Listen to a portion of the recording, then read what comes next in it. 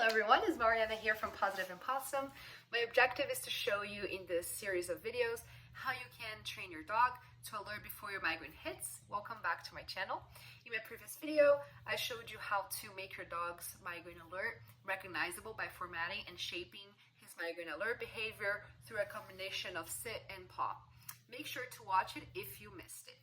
The objective is now to start adding variables to continue gradually increasing the difficulty of your dog's training in this final phase, so he can start being able to identify your migraine scent in different positions, times, locations, and situations, like will be the case when you get a migraine in real life. Just a quick disclaimer that all of my explanations come from my own experience working with a professional dog trainer back when I was training my medical alert service dog for migraines, Floki.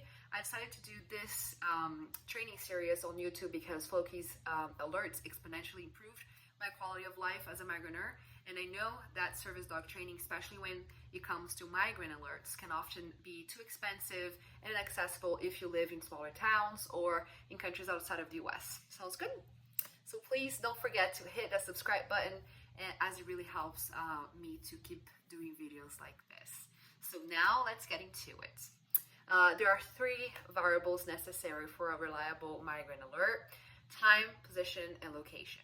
So first, time refers to the time of the day and the amount of time the dog is working. For example, we've been using the dog's mealtime so far for training.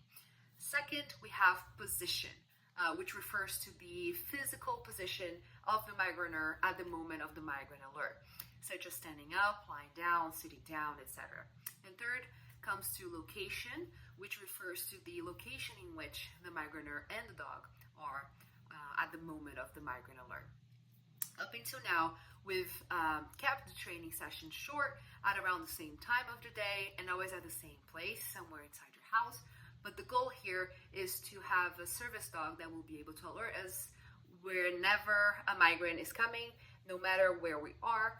To address the first variable, time, you should start training your dog twice a day if you were doing so only once before, or 3 times a day if you were doing twice before, and so on.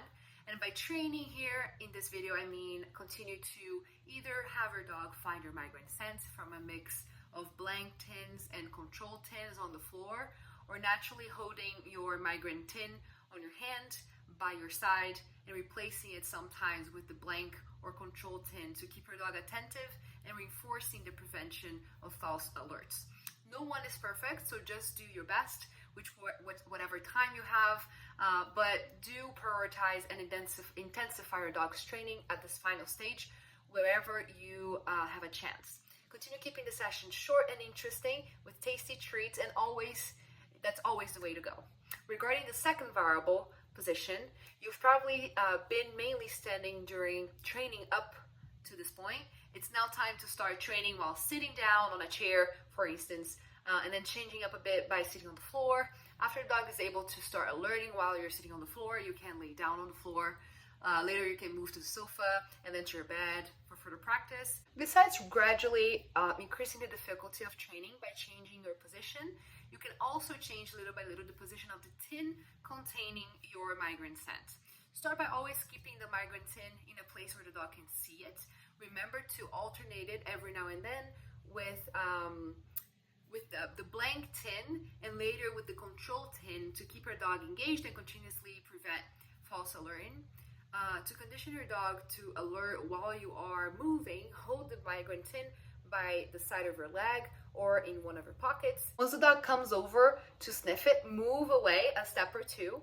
If the dog follows you and continues to sniff the tin, click reinforce the vocal command and reward him. Move away again. If he follows you, that's great. Keep it going. If not, just encourage him to follow you and sniff the tin. He should be able to do it with no problem at this final stage of training if his training bases are solid. Lastly, regarding the third variable, location, it is the most complex of them all since it mirrors real life situations. first start by moving your training sessions to another room, then the one you usually train your dog. After a couple of sessions there, move to your garage, to your backyard, etc. After that, if you're in the US, you should start bringing your dog everywhere with you and start training him in different environments, which will have different distractions. Just a quick reminder here that service dogs in the US have full legal public access. For instance, I remember bringing Floki to the movies with me, to work at the office with me at the time. I got him used to riding in the car or in the bus, in the subway. I even brought him with me whenever I had to travel by plane, be it nationally or internationally. And by the way, I was thinking about making a video on airplane travel with a service dog, so let me know if that's in the comments, if that's something you would be interested in. In any case, always make sure to have lots of treats with you to get the dog used to looking, listening, and responding to you with distractions around. You can also take advantage of some pet-friendly stores to train your dog's focus on you with distractions around, such as Home Depot or PetSmart. Your final training sessions should look like something like this. First, it could be a 5-minute session where you go to 3 locations, say your living room, bedroom, and garage, and practice on different positions, say standing up, sitting down on the floor, or laying down on your bed. Later, you could have another session where you do something similar, but don't reward the dog with a treat every time he sniffs the migraine tin. You could rather alternate between a vocal praise, such as good boy, and actually rewarding him with a treat. See if you can have a quick training session while taking a bath. And remember to train always while you are in any public space. Oh, and just a quick tip before I go.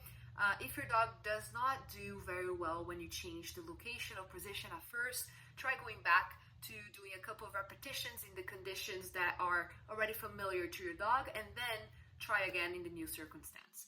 Do that until your dog has an easier time adapting to new training circumstances, which shouldn't take too long. And my official congratulations! If you've come all this way in your dog's training, you can proudly consider him your Migraine Alert service dog. Kudos to the two of you, and welcome to this new and much better era of your migraine journey. I hope this training series was helpful to you. Please let me know in the comments. Also, do let me know in the comments too if any of the topics you would be interested in learning more. And as always, if you like this video, don't forget to subscribe and hit that thumbs up. Thanks a lot, and see you soon.